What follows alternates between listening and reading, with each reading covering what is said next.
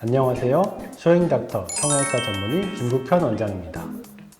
최근에는 운동도 많이 하고 또 식이요법도 많고 체중 변화가 조금 많으신 분들이 많은 것 같아요. 특히나 이제 고등학교 때까지는 공부 열심히 하시고 영양가 있는 음식을 많이 드시다가 대학교 들어가시고 또 사회 진출하시고 하시면서 체중 관리를 많이 하셔서 체중이 많이 빠지시고 몸매도 좋아지시고 하시는데, 문제는 안 그래도 작았던 가슴이 조금 더 작아졌다, 거기에 더해서 처졌다, 이렇게 오시거든요. 환자분들이 걱정하시는 것만큼 생각보다 가슴이 지방이 많은 편은 아니어서 많이 안 줄어드는 경우가 많기는 한데요. 그래도 꼭 성형외과 전문의 선생님하고 상담을 받고 진단을 받으시는 것이 중요합니다. 제가 환자분들한테 항상 말씀드리는 게, 작은 가슴은 크게 하는 거고 처진 가슴은 거상을 하는 거니까 이게 진단하고 치료가 바뀌면 안 되거든요. 근데 대부분 환자분들이 나는 처진 가슴에서 보형물 넣어서 확대하겠다, 커지기만 하면 다 좋아질 줄 알지만 실제로 그렇지 않습니다. 그래서 내 가슴이 작은 가슴이라는 거는 주관적이니까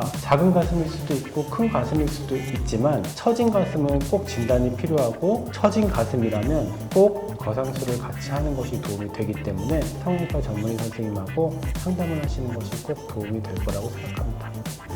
환자분들도 지금 막 상담을 오셔서 걱정하시는 게 있는 것 같아요. 지금 수술하면 7월, 8월에 비키니를 입을 수 있나요? 수영복을 입을 수 있나요? 얇은 옷을 입을 수 있나요? 하시는 건데요. 실은 최근에는 뭐 수술 방법이 많이 발전했다 이렇기보다는 조금 덜 침습적이고 조금 더 안전한 방법으로 수술을 하기 때문에 수술한 다음에 한두 달만 있어도 많이 자연스러워지는 것은 맞거든요. 하지만 수술하고 나서 흉터 관리나 아니면 가슴이 자연스러워지거나 모양이 완전히 자리 잡히는 거는 그래도 한 2달에서 3달 정도는 필요하기 때문에 그 정도의 여유는 두고 수술을 하시는 것이 바람직하다고 할 수 있겠습니다.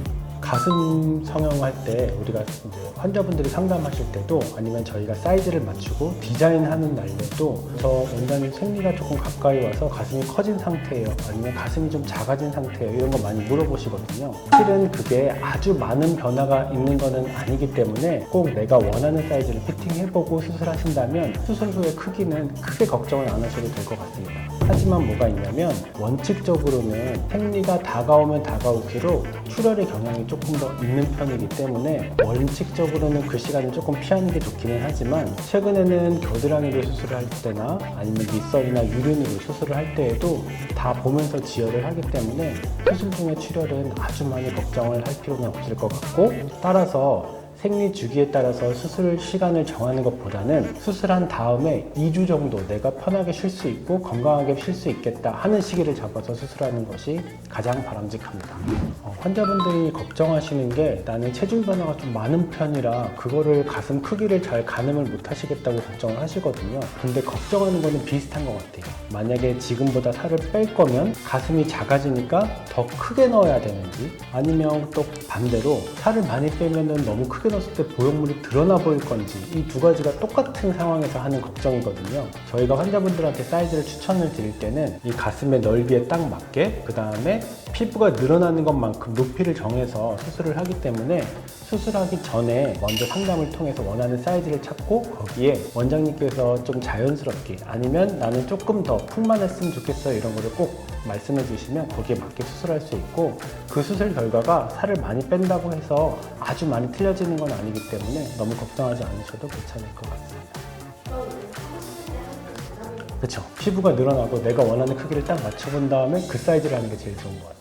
그것보다 걱정해서 크게 넣거나 걱정해서 작게 넣을 필요는 없을 것 같아요. 네, 만약에 처진 가슴이라고 진단을 받고 처진 가슴이라면 꼭 가슴 거상 수술을 같이 하는 것이 좋겠습니다. 아까 말씀드린 것처럼 가슴이 크다 작다는 주관적이지만 처진 가슴이냐 않느냐 하는 거는 분명한 기준이 있거든요. 아주 쉽게 말씀드리면, 가슴을 조금 들어서 가슴 밑선에 대고 A4 용지 하얀 종이를 딱 끼는 거예요. 그렇게 봤을 때 내 하얀 종이 선보다 유두가 딱 동일선에 있다든지 밑에 와 있으면 이거는 유두가 내려와서 처진 가슴이 되는 거거든요. 이런 경우에는 꼭 가슴 거상을 해야지, 가슴 확대만으로 거상을 한다 이렇게 생각을 하시면 보형물은 위에 있고 유두는 밑에 있는 이런 미스매치가 생기거든요. 이러면 이쁜 가슴이 될 수도 없을 뿐더러 불편한 가슴이 될 수밖에 없기 때문에 꼭 처진 가슴을 진단을 받고 처진 가슴이라면 거상 수술을 받는 것이 바람직한 방법입니다.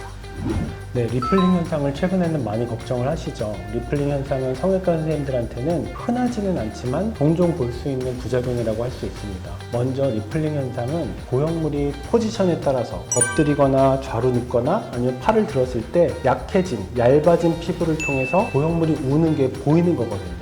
그러면 첫 번째로 리플링을 예방할 수 있는 방법이 있는데요. 리플링이 적은 보형물을 선택하는 게 좋겠죠. 최근에는 형태 안정성, 충전율 이런 여러 가지 표현을 쓰는데 보형물이 조금 덜 우는 보형물을 쓰는 게 훨씬 더 유리합니다. 두 번째는 너무 날씬하고 지방이 없는 사람이 비쳐 보일 수 있겠죠. 그래서 너무 날씬한 사람들은 너무 과도한 크기를 넣지 않는 것이 중요하겠고요. 내 가슴이 있더라도 아니면 흔히 요즘에 많이 아시는 것처럼 근육보다 보형물을 밑에 넣더라도 바깥쪽 아래쪽은 리플링에 취약한 보입니다. 아무것도 덮어주는 게 없거든요. 그래서 과도한 크기의 보형물은 여러 가지로 좋지 않을 수 있기 때문에 사이즈를 잘 정하고 너무 크게 넣지 않는 것이 중요하다고 생각합니다.